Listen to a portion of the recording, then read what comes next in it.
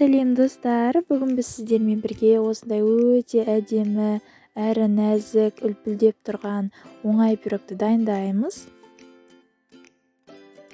Видеоны міндетті түрде соңына дейін қарап, лайк басып, комментарий жаза кетіңіз. Ол үшін біз бірінші жұмыртқаға сүт, ерітілген сары май және де қант салып, барлығын бір келкетіп араластырамыз.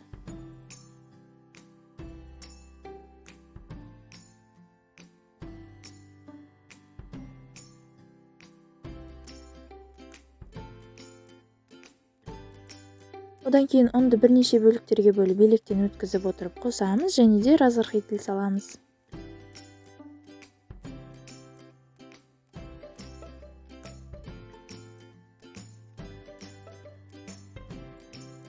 Және де сұйық майды қосып, тағы да бір келкі болғанша араластырамыз.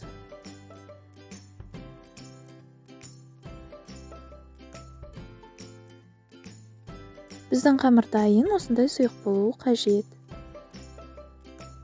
Одан кейін алманы осындай етіп турап алуымыз керек.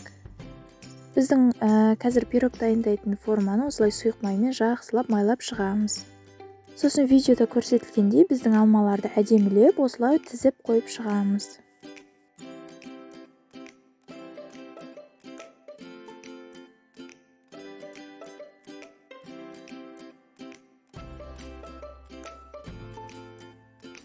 Мен осылай тізіп шықтым. Одан кейін оның үстіне асықпай біздің бағанағы қамырды құямыз. Одан кейін оның үстіне пергамент қағазын қоямыз да, қызған пеште 180 градуста 25-30 минутта пісіріп аламыз. Піскен соң оны аудару үшін осылай шетін бірінші вилкамен немесе пышақтың көмегімен осылай формадан кішкене бөліп аламыз. Бұл бізге пирогтың қазір оңай түсуіне көмектеседі.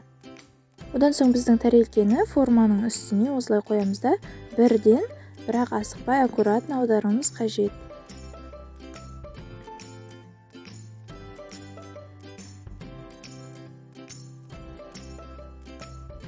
Біздің пирогымыз дайын, осындай өте нәзік, әдемі, ерекше болып шығады. Міндетті түрде жасап көріңіз, сізге де, сіздің отбасыңызға да ұнайтынына сенімдімін. Бұл пирогтың тек қана сырт келбетімен ғана ерекшеленіп қоймайды, оның дәмі де өте керемет. Видеода көрсетілгендей қамыры өте нәзік болып шығады. Міндетті түрде дайындап көріңіз, ас болсын.